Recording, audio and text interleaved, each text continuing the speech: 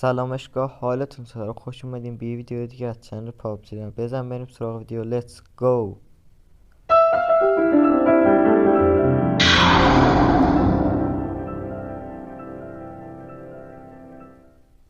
آقا امروز یه وی پی ان آوردم اسمش ویندسکرایب. بعد چند روز دنبالش گشتم پیداش کردم نسخه بتاشو. سمت چپ روی گزینه سه خطی میزنیم، روی اتصال میزنیم، روی نوع ارتباط میزنیم روی این گزینه و روی پروتکل میزنیم روی این گزینه. پورت هم که خودش 443 میشه. میریم بیرون، میذاریم روی آتالانتا تا متصل بشه. چند دقیقه منتظر میمونیم تا متصل بشه. اولش اینطوری بالا نمیاد واسهتون. قبلش باید یه ثبت نامی بکنید.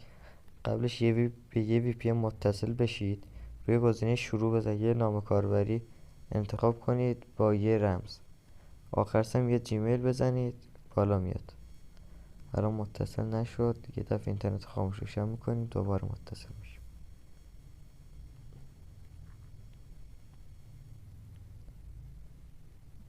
متصل شد. آقا بریم یه تست بزنیم.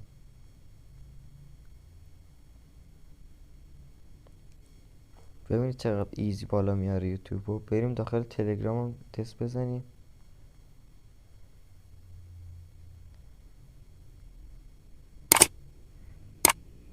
اینم از کانال تلگرام خودمون.